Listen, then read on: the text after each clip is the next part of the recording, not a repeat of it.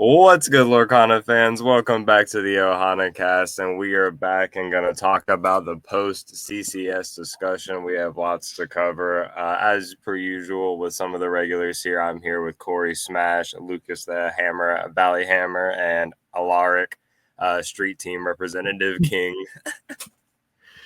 The GOAT.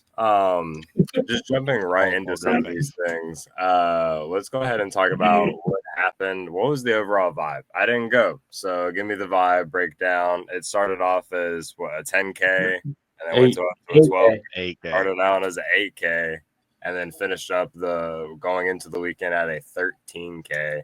So the pricing was incredible, as always. CCS is amazing. What stood out to you about this experience, and what was the vibe like for you guys? I'll start. I think for me, it was impressive, honestly, to see the turnout, because this is like our third CCS that I've been to. I think the last two, there was like 200 to 220 people. So for this one to have 320 or 323 or whatever the official last number was, it was crazy. That place was packed the entire weekend. Obviously, going from an 8 to a 13K was like huge. I think the only thing for me that I think going forward I would like to see is if it hits like that number is like expanding the top cutout, because like they prized out to top 16, but I think if at that number you just let top 16 play. And I understand them like wanting to keep it like lower so that the people can finish their Swiss and decide if they want to split to do the Sunday event, but I think it just makes sense to expand it out a little bit for that much money. But other than that, I think it ran super smooth as soon as results were submitted and next round was up. I can't complain about anything else. I mean, for me, it was your first one, Alaric, right? Yeah, it was my first CCS with Ashton. And going into it, I mean, for me at least, I didn't think it was going to run like that smooth. It was really good. We did the player meeting and then straight into the first round. And then there wasn't like how it was with like any of the DLCs where there was so much time in between and everyone submitted, you're just sitting there waiting. It was quick. So it made it so you didn't like get tired or anything like that. And there was so much there to do, like vendors wise, that even during the tournament, you still had a good time looking around and shopping and stuff like that. So I would definitely go back every single time to this event. So it was amazing. I had a great time. Sir, what about you? Yeah, I thought it was pretty cool, actually. I feel like this time compared to the past two times I've been, the like level of competition was so much higher this time than it ever has been, I feel like. And I also am pretty sure this is like our biggest non-DLC or like non-Ravensburger event, I guess you could say. So it was pretty cool. I feel like the competition was definitely there. It made for a fun event too. And yeah, round after round being, so we got out of there like at a decent time on Saturday before day two. It was very, very nice. So yeah, it was ran pretty well, and I liked the competition there. It was nice. Sick. How was the spacing with like 100 more players? It always, it felt a little tight the last time that we went. But with all the big book bags and such and all the vendor space, how did they accommodate that? They added those extra tables like to the left, like where they as soon as you go all the way down and then to the left they have like where they set up everything, their booth and whatnot. And then to the left they were doing side events there. They just used that for the main event. Oh, nice. Yeah. Still pretty proud of it. Absolutely. It's a fantastic place. I love the snacks. Yes. The old Japanese market is always good. Best part. Absolute banger. All right. Let's start off the main discussion of talking about the top cut spotlight on Lucas. Congrats on making top 4. Walk us through your days or your couple days there, your matchups. What are some of the tightest games or biggest decision points that you had to make this weekend?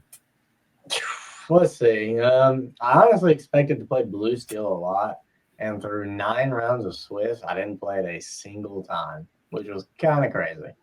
That's crazy. Yeah, I didn't play this field a single time. However, I continuously played against aggro for the majority of the day, which was not fun. It definitely was not fun. I played against the Chernadog deck, which is basically like I'm going to pour out my hand, allow you to kill things, and then I'll play a Chernabog, put everything back, and then force you to kill a like 9/9 that quest for 3. Thing's massive. Yeah, 9/9. Yeah. And not being on dragons means I had to prep every time that thing hit the board, or they just quested for game. So the Chernadog deck was like the biggest nightmare of the day. My only loss in Swiss was the mirror match in round 7. I drew awful. And he was also pretty teched well for the mirror match. Ice block's pretty good in the mirror, I found. But yeah, majority of the day, I also played Amber Steel like 2 or 3 times. I think twice. I played Amber Steel twice. And those were like not really that close, honestly. Amber Steel's like, I feel such a free match for Red Blue.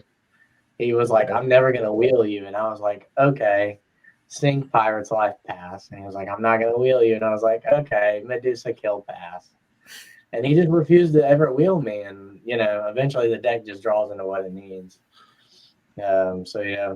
Then I ended up drawing the last round because I was in like 4th place after round 8. So I was like, I feel like I can draw here and be all right. And then finished in 8th seed. Played against that like blue steel Kiwi deck. The like really popular. I'm gonna play Alice quest for like 12 a turn and play locations and stuff. And that game came down to the wire, but I was barely able to get it in game 3. And then played another mirror match in top 4, and I lost the mirror match. So all in all, pretty cool. It was a nice turnout. Red blue still both decks. I feel like it's like not up for discussion anymore. Blue steel was like hyped, but man, C2 Sapphire Coil is so good. That was my experience. Absolutely. So let's go ahead. Since we talked about your matchup, so let's jump into talking about your deck. I'm gonna pull it up real quick. It's a good deck. It's a nice deck list. Right? Looks familiar. I tried to put Alaric on this, and he was like, develop or bust. And I was like, bust. We are playing Visions. No develops. I don't know, dude. I told you. I got too far with I can't see the reason why.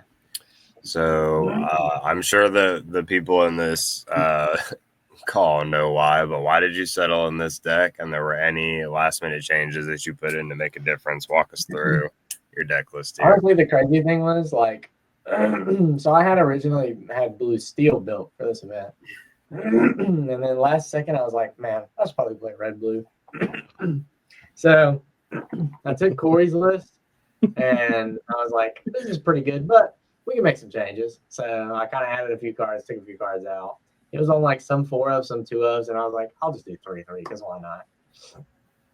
Some of the like more major changes was like just adding another dime, replacing develops for visions, and then playing the second hideaway. One thing I will give Corey that I think he was correct about was I would have really liked to have probably the 4th shark. The 4th shark probably would have went a long way, but I think if I was going to play a 4th shark, I would have played probably 1 or 2 let it goes and probably play the 4th vision and then go back to how far I'll go.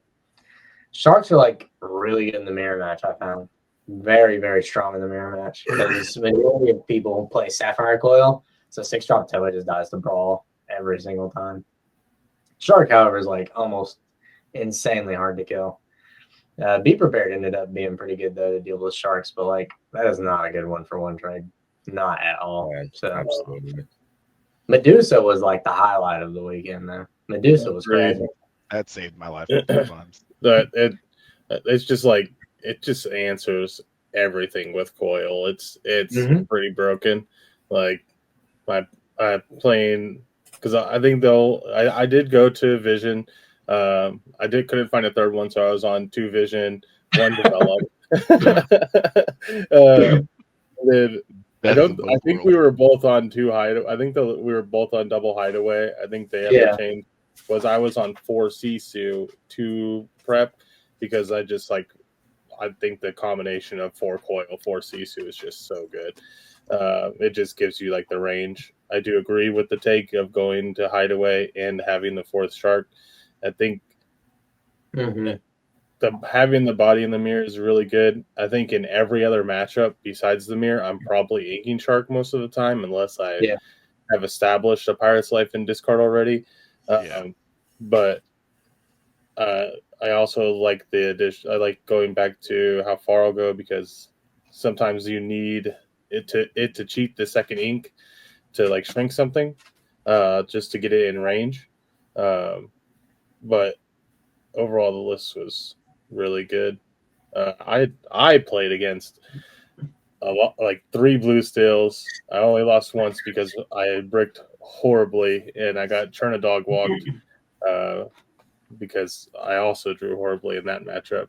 The only matchup I felt like I genuinely lost because my opponent like outplayed me was Amethyst Steel. I needed to find the Pirate's Life, and I could not find any of my dig cards. So I was just like trying to play like control and like get there, and just didn't work out for me.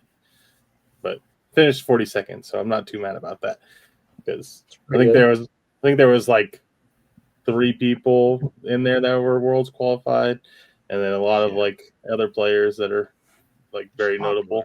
Good, yeah. I think there was like 3 players for Worlds. So, which had me nervous coming in. Crazy. Yeah, the competition was crazy. Alrighty. Last question for this Top Cut spotlight. Was there a particular moment at all in Top Cut where you felt things started to shift in your favor, maybe in top 8 or against you in top 4? My God. Oh, wow. There was a lot. In top 8, for sure, because being able to drop. I played against that Kiwi deck, and that deck is so evil. Let's go ahead and start there. That deck is evil. But what saved me in that matchup was the 3rd prep, because being able to sing it with Toa and then drop another Toa that's when the game shifted. However, in top 4 against my opponent, when he dropped the 4th Flavor Sham and I had dropped 4, I knew the game was over after that. And then in game 2, when the same thing happened again, I was like, yeah, I think I lose there. God, it was so painful. Not seeing Flavor Jam in the mirror is like an instant loss. It is the fastest way to lose the game. Alrighty. Well, we're going to move on to talking about some of the general deck lists that did really well. I had my thoughts on it. I posted it in our article. Go check out our Metafy. But going into CCS, there were a few like standout decks that we kind of discussed and talked about what we expected. But did the meta play out like you guys expected? Yes, well, kind of. I do it, Howard. So I thought Red Blue was going to be really good, which it is. But I honestly felt that Bell was going to be such a huge like help in Red Blue. And then for a while, practicing with Corey and all them, me and Corey, I was talking to Corey, I was like, I don't feel Bell. And he was like, I'm not running it. So I was like, I agree with that. I was just too afraid to say it. Because it's just, to me, it was so slow. Like, oh, I pop a popsicle, I put her out, and then I have a Hiram, and I'm just like, great, now my Hiram's naked. What's he gonna do? Just sit there? Yeah. They're not gonna let him sit there for a bit. Anything with a 3/3 body. It just doesn't do anything. It's not for Red Blue. It doesn't do anything. And then, go ahead. I was gonna say, I think the worst part about Bell and Red Blue in particular is that, like, you go, like, ink for turn, play pop, draw a card, pop it, and then you pop it, play the Bell, and then you're like, I just took a normal turn 1 and I didn't gain anything from it, because unlike Blue Steel, we can't sing Brawl, we can't. Oh my God. We can't cheat, like, unless your item was the unconventional tool, like you can't play coil now, like it just doesn't do anything. The only time I felt like it was like ever really good was in the aggro matchups, and it's just like, if you can survive the first like 3 turns against aggro, usually you're fine. It's just Turn like dog is scary though. yeah, turn dog is very scary. I will admit that. The only thing I could think to see is like in some weird list, maybe like Bell sing like the island I pulled from the sea, grab a McDuck's Manor, like, but like that's Writing notes, taking notes. that's like notes. I'm like that sounds awful. Like That's a Tanya list. Shout out to Tanya, who's going to be editing this later. I was like, it sounds awful, and like it just wasn't worth the resource commitment for the deck. Yeah. So, and then you have to. I will say one of the craziest things I found. Oh, you go ahead. I was gonna say that, and then you shift to the big bell, and it's like you put items back in your deck, and then Tamatoa misses because when he quests or when you play him, you don't get anything back. When I was on Bell, I was on no Toa. I was still playing Dime, but no Big Toa. So I was playing the other one, the 6-drop, but not the 8-drop. Yeah, it was just That's rough. crazy. I felt like. I don't know. I feel like one of the biggest things I found for CCS, which was crazy, is I don't know if y'all saw it, but they did like a pie chart for representation for decks, and Red Blue was like the 5th most represented decks. There were 4 steel decks ahead of it. That's wild. Yeah, because I think all of us talking about it going into it, we were like, I think Blue Steel's 1, Blue Red's 2, and then Amethyst. Not the case. And then Amethyst still, and I was like, yeah. Whenever I saw it was like way down there, I was like, there's no way there's that many people on like Chernadog and songs. Yeah, it was like Kiwi, Sapphire Steel items, Purple Steel, Green Steel, and then Red Blue. And I was like, wow, that's crazy. That is. Because the conversion rate for Red Blue was amazing there. I only had 1 mirror match the whole time, and everything else was like Amethyst Steel, and then Steel Song for me, and then 1 Chernadog, and then that was it. Mm-hmm. We all played 1 Chernadog. I played 2. Oh, dude, that's crazy. Development brain really helped on that one.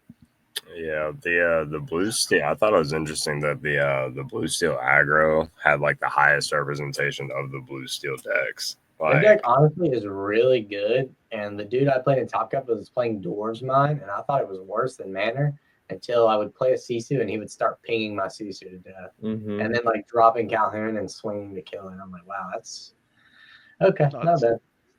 Yeah, that deck's really strong. Alice is one of the craziest cards. Yeah, 100%. We're kind of already talking about it, but decks that we thought over or underperformed for the weekend. I think it was kind of clear. Lucas already kind of hinted at it. Red Blue was like the 5th most represented deck and had 4 of the spots in Top Cut, correct? Yeah. Yeah. 3 in top 4, 4 in top 8 is just like wild. Yeah, no, Finals it's mirror. Crazy conversion rate. Yeah. I just feel like Red Blue kind of can reward a better player per se. I feel like Red Blue is like really rewarding if the player knows what they're doing. Yeah, I would say for another overperformed deck is that Chernadog deck.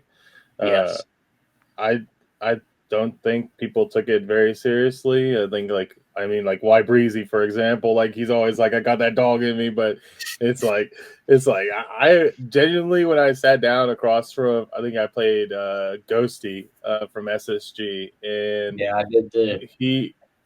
He went like Lady Daisy, Lady Tramp, Quest for like 10. I was like, I can't do it. I got 4 ink, bud. Like, I'm cooked.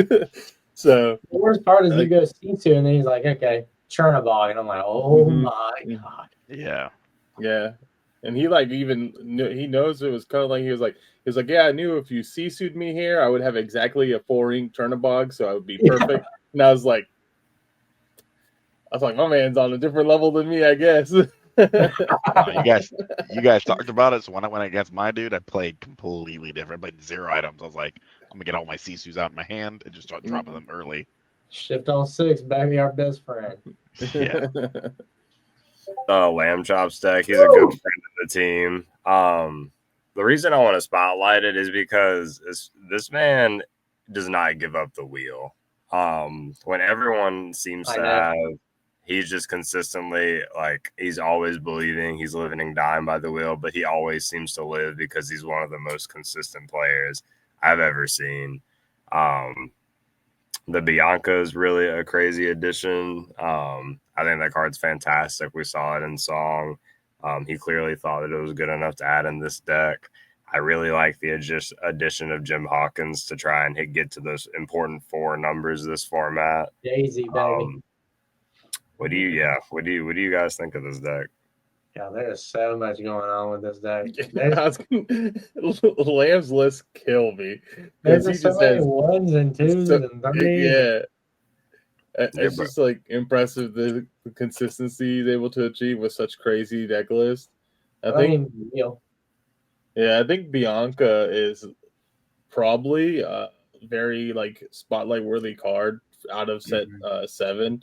I don't think anybody anticipated this card being like relevant prior to set release, and it's like an MVP in Amber still. It's an MVP in this list.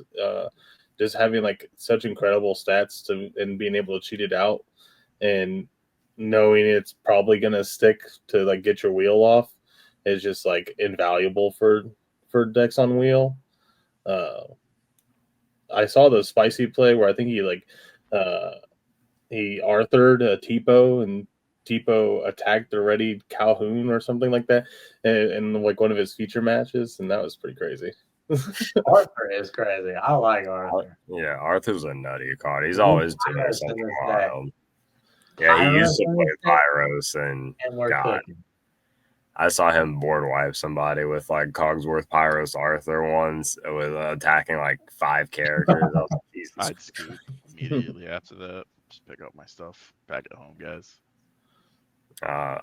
He also, plays the aerial, which is like always a crazy card. And what you guys were kind of talking about, he's not even playing 4, but he's playing 3 of that, the 3-drop bell that comes down on 1. The kind of difference maker here is he gets to play. He's only playing 7, but you get to play 8 popsicles, as you guys do not get to do. Only 4 there. He's also on a 4-drop bell. Oh yeah, that card's crazy. I think that card's really valuable, especially in the wheel list when like characters are not gonna stick. Especially like we're always trying to get things to stick against the red blue deck, So like just getting to slap a character down for like efficient in cost that is going to gain your 5 with a quick dime is like really strong. I think the wildest thing about this list is that there's no strength or storm. Like just to grab and let it go. I thought that was wild, but he's also using like the twin fires are really strong. Yeah, twin fires are really good. Let it go's like disgusting. Putting grab back in the deck is really nice. He always believes in Tink Grab. I really like Tink Grab, but Tink's, felt a little like weak recently. But I've definitely thought like an occasion I want to grab, but I also like don't want to make my blue-red matchup worse. But he's an expert at this deck, clearly. This deck because we haven't seen the love for a while. I can't beat it. I try my hardest. I think every set, and there's like 1 or 2 people that just have it, and they bring it out. They're like, "Oh, let's play test it," and I'm just like, "Great." And every single time I see this color combination, I fold like a pretzel. Yeah, immediately. Like I don't know. You could put me at 19 lore, I'll lose. Yeah. 9 times out of 10, it's crazy. And the 10th time, my opponent like went to the bathroom and like let me cheat. I'm not beating this deck. I hate it. I don't think you understand. Red purple is a free matchup for red blue. I am the worst red blue player ever. I can't beat it. It is unbelievable. I feel like this version is really getting the red blue though, just because you played 8. What is that? 10 locations. Yeah, 10 locations. 8, yeah, 10. Shout out Terrace. He's the one that kind of put out this deck. Don't want to glaze him too hard because he likes the attention, but just seeing like what we have to do to get this deck back into relevancy right now is crazy. Like we're seeing this version. We've seen I think what was it, Edzelist that's not even playing like the bounce package. It's like a 4 queen. Yeah, it's all That list was kind of gas, though. I'm not gonna lie. I played it in testing. The innovation is just so interesting. Like we see Dragonfire coming back just so like they can keep your things off the board that could threaten our 10 to 12 locations at a time. I guess you can just like go. You can basically go 1, 2, 3 in this deck, right? Yeah, yeah. That's That hurts me. It's free real estate. This gives me nightmares at night. I do like the innovation to keep the deck in the picture. You know what I mean? I think it's kind of, I feel like this kind of like is a receding, like, or I don't think receding is like the right word, but I feel like they kind of like fell backwards in like terms of like how far the like in terms of like deck innovation, because it feels like they're very much back on like the Protect the Castle version that we saw a couple formats ago, and it's just paying off now. I'm surprised. I think in more red blue lists you'll see like hideaways. So we're on double hideaway in our list currently. So I think that helps answer like decks that are threatening locations like this, especially because you can just like loop it with Shark, so it's not as bad.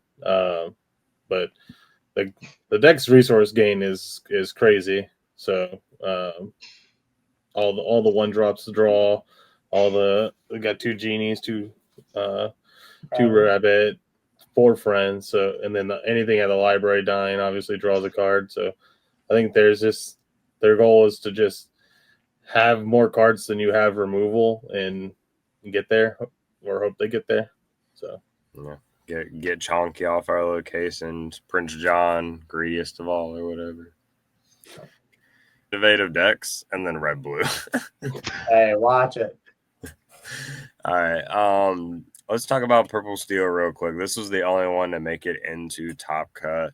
I wrote in my article that I thought that the Doc version, unfortunately, in this format, Love Rabbit much more than Doc, in this format was going to be superior because we just have to beat red blue via lore gain, and so we just got to keep pushing and pushing, and that seemed to be true with Doc being the only one to make it in Top Cut here this weekend.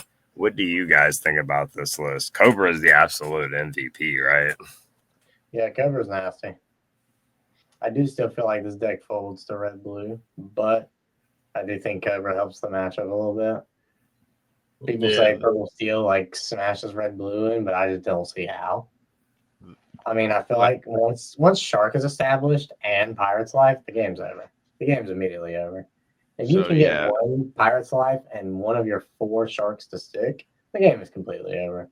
Because they just can never tap anything, and eventually CCs will come out, dimes will come out, and the board just keeps getting wiped. So I don't really see how it beats red blue, but I mean, it is a good deck into red blue, and Doc is a lot faster than Rabbit. I know this dude did lose to the red purple locations deck, which I figured was going to be a bad matchup for him because he was not on Zeus. Yeah. Like, I feel like if he was on Zeus, he probably would have won, but Fox Crab just is not enough to push through that deck. So yeah. I mean, I think like the game plan is just try to keep you on your back foot to where like Shark is never really able to play, so you just have to. I mean, it's an aggro deck, right? Eventually, like there's the time we are gonna like hit that breaking point, and then they just are gonna lose. But you know, I'd say like play draw matchups probably like 55-45 either way, maybe on a good day. yeah, especially if red blue can like draw half decent. Yeah, no, it just Sapphire Coil's so good in this matchup too. It's definitely disgusting. Corey and I were playing a lot of this matchup last night, and it was pretty back and forth for like we played like 10 games, and like one of us might have won like one more game than the other person. Yeah, I mean, one of my losses at CCS was, or 2 of my losses was against Purple Steel, but it came down to, I mean, dude just top decked the strength and was like strength, and shot my Shark, and I folded at 19 at my turn, and I couldn't do anything else, and it was just one of those things where it was just like, Pirate's Life in that matchup. I did. I was gonna get it back with Shark, but he pops my Shark because I needed other things to get out. You know, if you had visions in your deck instead of the develops, you dig 3 cards deeper. Wild. The funniest part is he did, like, I watched the end of that match and he did develop for 2, and I was like, we should have looked to see if Visions would have got it. We don't talk about that. We don't even talk about that. But I crazy. also I would have won that whole matchup then too. Wild. Yeah, I needed to hear that. I also took a loss to this deck in day 2, round 8. It was my 3rd loss, which is unfortunate because it took me out of the contention for the money. But he was on a different version. He was playing the list that's on 3 Cobra, 3 Benja. I think he's only on 2 Crab, and he has 2 Maleficent. That's crazy. So it's just even more aggro. And by the time I was playing Hiram or Atala, he was at 6 or 8 lore. So I was like, I can try to set up a Maui next turn, take something out, put my shark out, and hope that I have time to come back. I was able to get there game 2, and then game 3 I never saw Pirate's Life, so I just never was able to establish the loop, and that was pretty much what all it is. I do think Cobra's a nasty, disgusting, filthy card. I think people that are like really good at the game or like really good at like resource management, they will save their bounce stuff until like late game. So even if you have a shark established, they're still like questing, bouncing, replaying, and then having cards. Especially if they can like bounce Cobra or Doc and then like find the other one off of it or whatever, like bounce the Doc, replay Doc, find another Cobra. It's like you just got it like that. But I think the deck's very spooky. I think it has. I feel like it would have a harder time with like blue still because the current list is on like Cogsworth and stuff, and not having any hard removal besides strength, it makes it a lot easier for the deck to kind of like whoop up on you because you have like strength and storm and strength storm Zeus. All your characters getting resist with Cogsworth. Your Scrooges are 4/4s, and your free bells are 3/3s, and it just I feel like it would trade very favorably into the deck.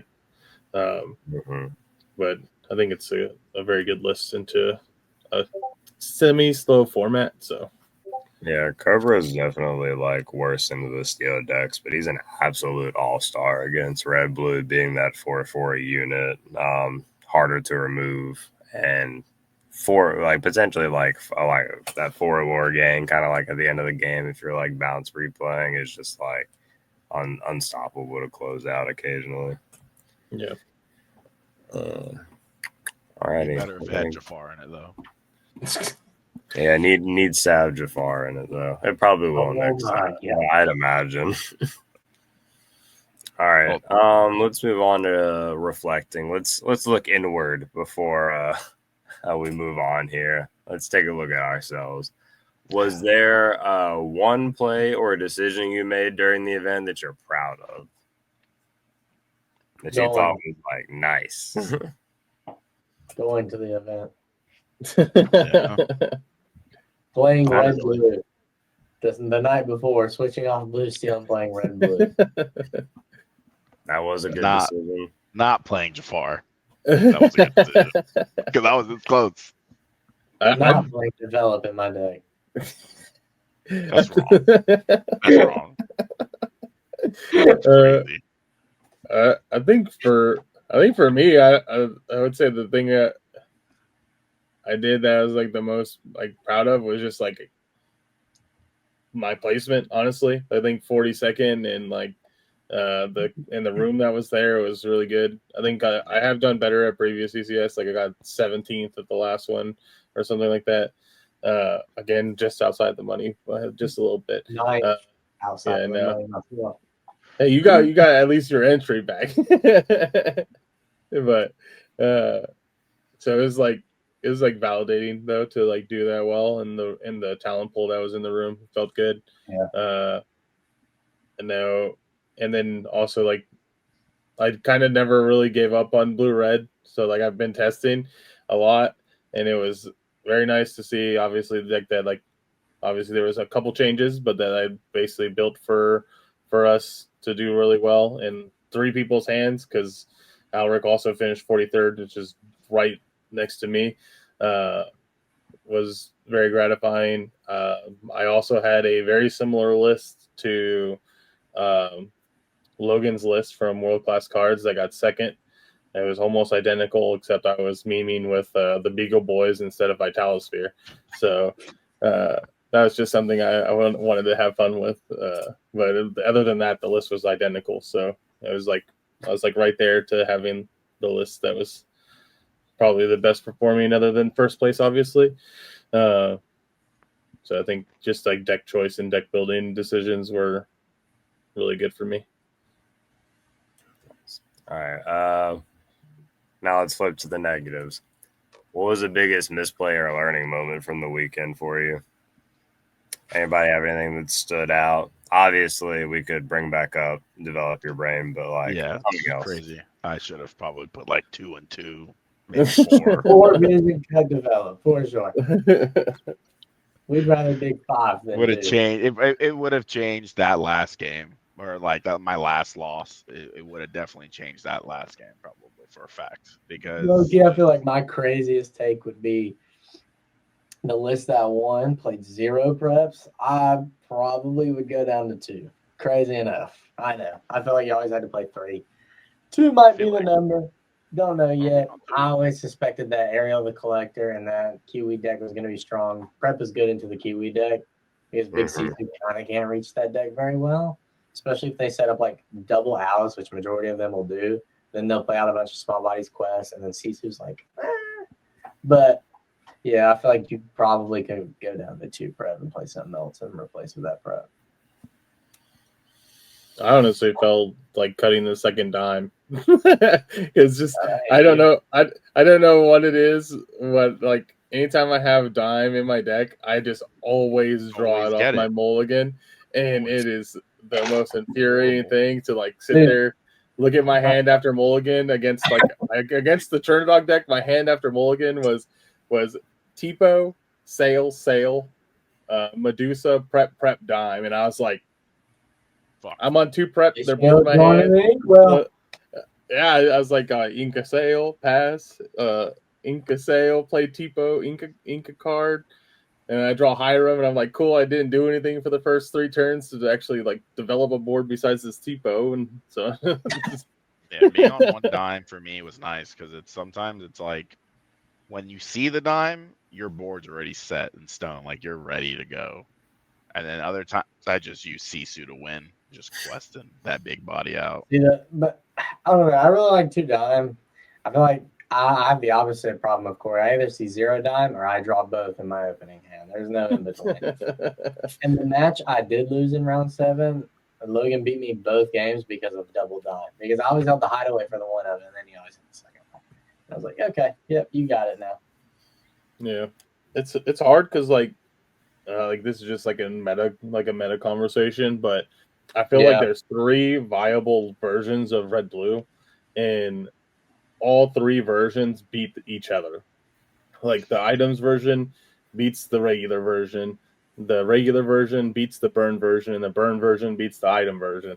So it's like within Red Blue, you're like trying to like not lose to the mirror while also like maintaining beating the meta. So it's like it's really rough. Yeah, because like I found the item version was just not that good into the meta. I love the item version into the mirror, but then into the meta, I was like, this is terrible.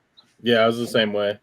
I tested the item version. I was like, it's fantastic in the mirror, unless they're on the burn version, and then like they can just establish the McDucks early enough, and it doesn't really do anything. You don't really have a way to get rid of it.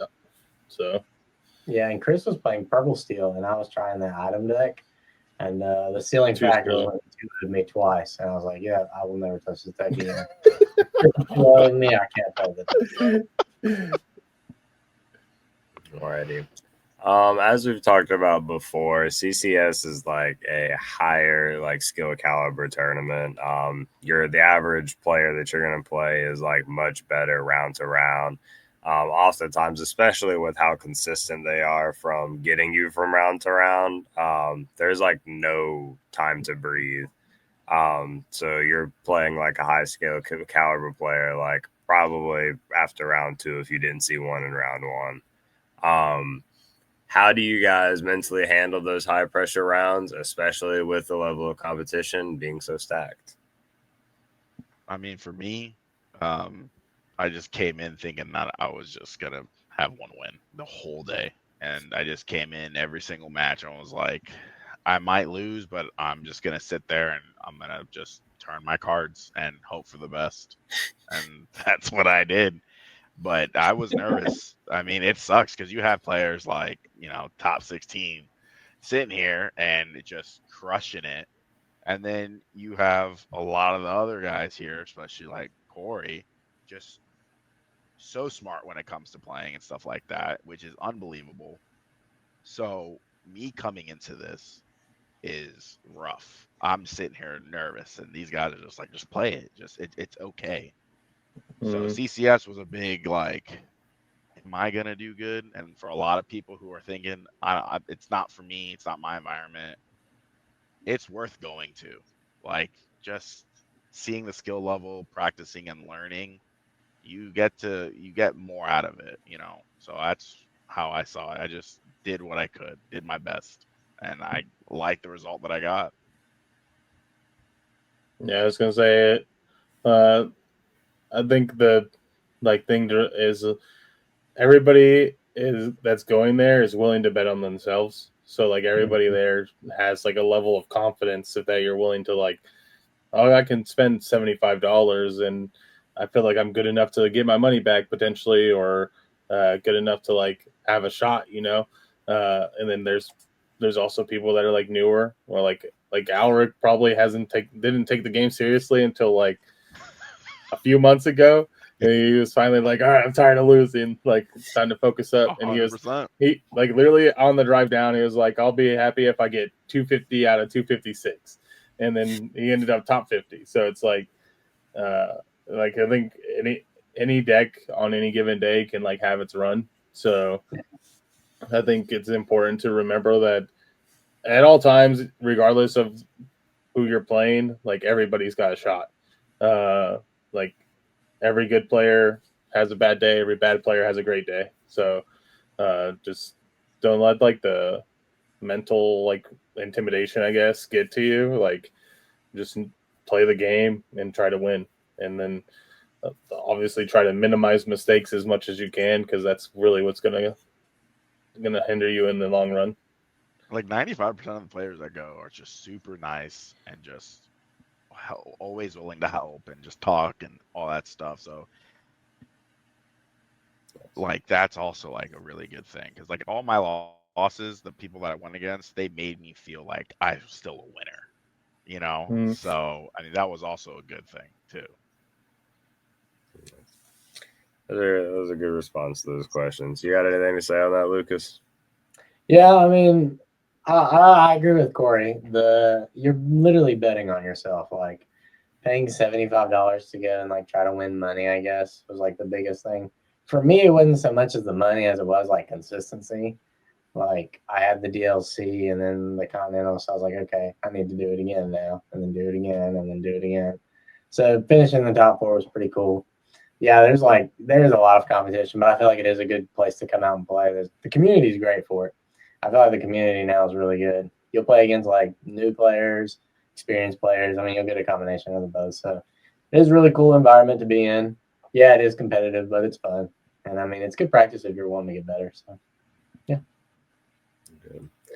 All right. Obviously, I was a little bit on this, but can you guys elaborate on people who are trying to learn how to prep on these events? How did we, Team Ohana, kind of support each other throughout the events, like literally between the rounds? And then let's stay on that one first of all. How did you guys support each other through the actual event? Honestly, Corey's always had my back in tournaments. Like in any like major tournament we played in, he's always been there for like after the games, before the games, in between the games. Like so, yeah. Shout out to Corey for being there for like every single match. Literally watches all of them too. So yeah, he was right there when I was in when I got HC too. Literally right there. He saw it before I did. So yeah, pretty cool to have teammates that are like right there with you. Yeah, I think for me is like I think if I just try to find everybody in between rounds. Like I just want to know how everybody's doing, what the vibe is, you know, because I know some people. I obviously, if you're doing well, you're kind of like riding that high. So I'm just gonna like quick like, oh, you're killing it, like keep it up, dab you up, move on. But it's more for like the people that aren't doing so hot, being like, oh, like well, just keep playing. Like worst case scenario, your opponent like doesn't show up next round and you don't get to like get the dub. You get the free dub. And then it's like as long as you just like stick it out and keep playing. Like if not, like find something fun to do. Go do side events, and if you don't feel like committing to the main event, go do side events and get some dopamine opening packs or something. But I just try to like bounce around and like check on everybody, keep the energy up. Especially if like once it's like top cut time, I'm like, all right, like do you need anything? You good? You square? You got this? You know what your opponent's playing? Like figure like try to get the mental locked in. So yeah, absolutely. All right, let's go back to how we were like prepping for the event. So what role did your prep sessions or kind of our like Discord discussions or any type of testing that you did coming into this event play and helping you show up ready? All the play testings at like, you know, House of Cards and showing up on Dragon's Horde and all those places and just always showing up and like just being consistent, just playing and playing and playing. And then after every match asking, you know, especially the better players, like, hey, did I make a mistake? What can I have done to make better? And things like that really helped me out. Just in general, like all those extra just matches and just conversations really go the furthest, like go a very long way, like just to become an overall better player. So that was, for me, that was the biggest thing. Being teachable is huge. Yeah. I was gonna say, I think locking in for the testing sessions is important. Like there's only so many, like I think, and just in terms of, like what we have around us, you know what I mean? I think we've kind of like I feel like we've isolated a lot of the best players so that we can. So like just getting that time to like play against players that I feel are better than me, and then like getting feedback, being teachable, trying things that need to be like you want to try is, I think, invaluable, because like I probably played the Beagle Boys in my deck for like 3 days, and I was like, this card's kind of crazy when it pops off, and it's kind of like not crazy when it doesn't. So it's like, do I just play Vitalosphere?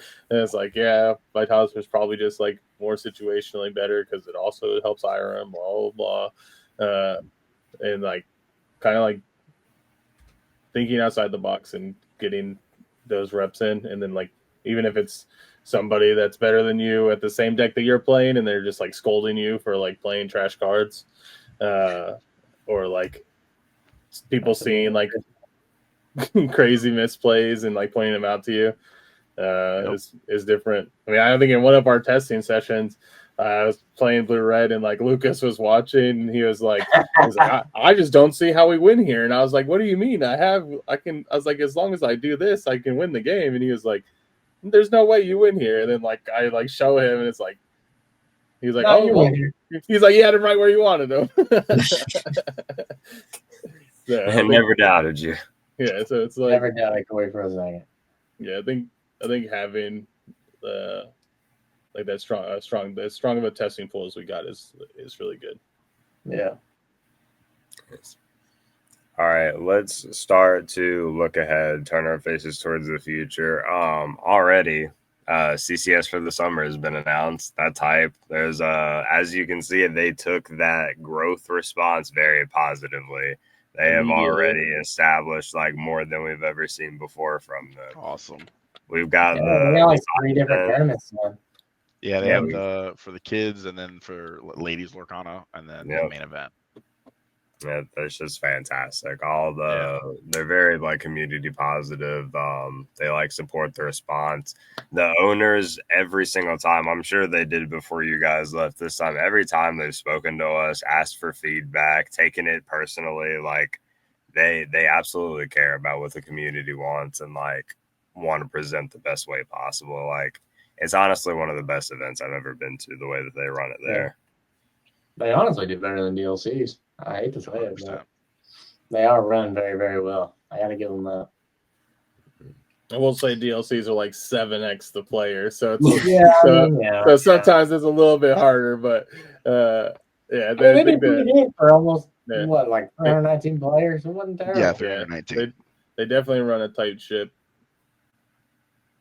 That's fantastic. All right. So what are your takeaways going into this next event? Be it the next CCS, be the Elsa tournament that's eventually going to be coming up. We're trying to plan some things. We have an Enchanted tournament this weekend. What are your takeaways? Like you talked about some of those deck list changes. What are you going to do going forward? Play a 4th shark, and that's it. I'm going to play 63 cards. There's no cutting any cards. I'm just going to add a shark in. Take out develop. Maybe, there we go. We're cooking, guys. We got it, ladies and gentlemen. We got him. This is the first half. But you know what I'm playing in my red-blue deck this weekend? 7-drop Aladdin. Will be in my deck this weekend. The one that you hit, you gain 2, they lose 2? Trust me. Just trust me. I'm going to win the tournament with it. Tros. I'm going to show up with red, purple, and not lose to blue, red. No, that's nuts. I think my biggest. I think red blue is the best deck of the format. I don't think I can contest that. Flavor Sham's way too good. The stat line is insane on that card. Yeah, not dying to Zeus is really good. The fact you have to play red to kill the thing is just evil.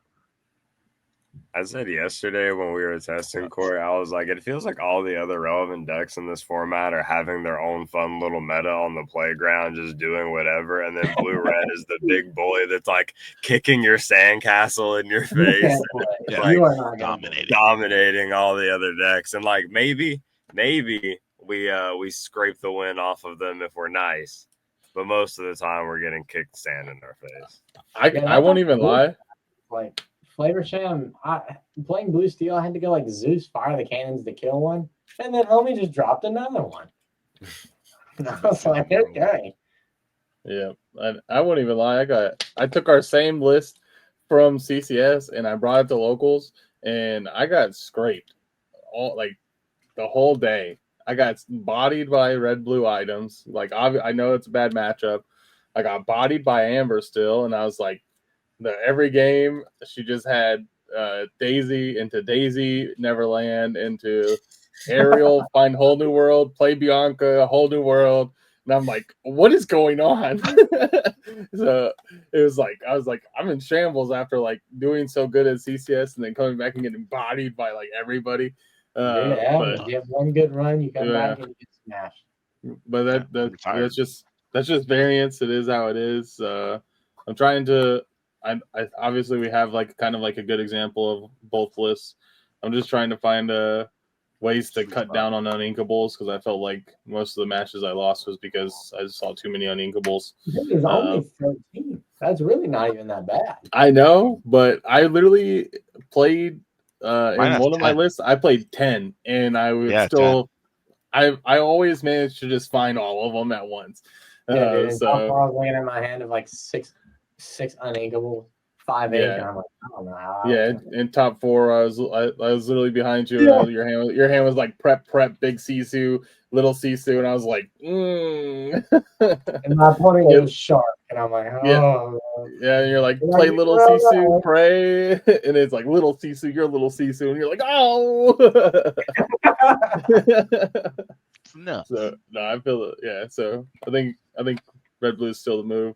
Obviously, if it's something I'm expecting to see a lot of, like in an upcoming event, I will probably play the best version of a deck against it, or try to just hard Jafar. counter it. So Yeah.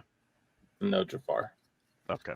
No. Not until next CCS when we get all the support and reign of Jafar. I'm just wheel everybody. Wouldn't it be crazy? Like we're all like hyping up like the fact that they're gonna like print like broken Jafar cards. What if they just didn't? And it's just I'm not even meta again. Yeah. I'm not even gonna lie. I was disappointed with the number of pets in the set. they're like this is all the pets, and I was like, we got like 3 4 pets pets. IPs, Thanks, bro. and it's like none of them are really played besides like Lady and the Tramp. So it's like Yeah. super bad. I don't have high hopes. For next set. It's just I have a feeling I'm not gonna take apart Red Bull. He looks Ruby Steel in the cover art. So I'm thinking Ruby Steel Jafar is going to be a thing, but Oh my god. then you just lose the best Jafar that they printed. So They're gonna give you like a purple or a steel Jafar that's got like ward, so you can just like shift onto it. Like it's never gonna get shot. that can never happen. So nuts, dude. That can never My happen. time to shine, baby. All right. After the event, we've talked about it just a little bit, but are there any cards or specific strategies or decks that you're going to be on your radar because of CCS? Red Blue. So I think location decks in general are going to be seeing a lot of play because it's something that Red Blue struggles with. And I also think Purple Steel, Amethyst Steel is going to be very popular. Just because it can get there faster than Red Blue can set up. So consistently. Yeah. Nothing else from you. Okay. Let's go ahead and get to the end here. Are there any shout outs that are to players that you faced, cool moments from the weekend that deserve some love, or anybody you want to talk to, target, or give some love? Well, shout out to House of Cards. Of course. Shout out House of Cards. Yeah. I guess shout out to all my opponents that I beat and the other ones that beat me. I would just say, yeah, I would just shout out the other teams that we encountered. Like, talk to Maelstrom a lot, talk to the Ink Thieves a lot, SSG, all those guys seemed super chill. That top 4 match between you and I can't remember his name, Hector. It was like I was cracking up the whole time. I was like, I've never seen such an unhinged game. And then I've played I think 3 SSG guys that event, and I was like, all of them are super cool. Yeah. World class cards guys. Those guys are always super cool. Obviously, known Kendall for a while. He's cool. Logan was really cool. So I think everybody that's all the teams that are out currently are all doing a great job at being positive for the community. So yeah, that's something I really appreciate about this game is the team's influences being like overwhelmingly positive in the community. Like coming from other TCGs, teams have always seemed like something super intimidating. You're like, oh, like they kind of like parted the Red Sea back in the day, but in this game they're so welcoming. You just like you can go up to any of them and ask a question most of the time. Like it's amazing. And then shout out to Poppy's Cuban Cafe for the best Cuban sandwich I've ever had. Back, just throwing that out there. If you're ever in Atlanta, Georgia, 5 Guys in Georgia was great, by the way. If you're ever in Atlanta, Poppy's Cuban, that Cuban sandwich. And 5 Guys. Not sponsored. Not sponsored, but I it was want so them to good. sponsor me. Sponsor me. I'll come pick up some Cuban sandwiches Sponsor next us, time Five I'm there. Back. I'm cool with Sponsored Five by Guys Five too. Guys. All right. I guess if you guys got nothing else to say, we're gonna wrap it up here. Thanks for checking out the video, guys. As always, check out the description to see all of our other socials. Shout out House of Cards. Check out their CCG player. We are on Twitter, Facebook, Instagram, just about everything that is the social media. Check out our Metafy. We are starting to release articles pretty frequently. If you need coaching with any of the Team Ohana members, check that out as well. Just a great time, a welcoming community, and we will be back soon.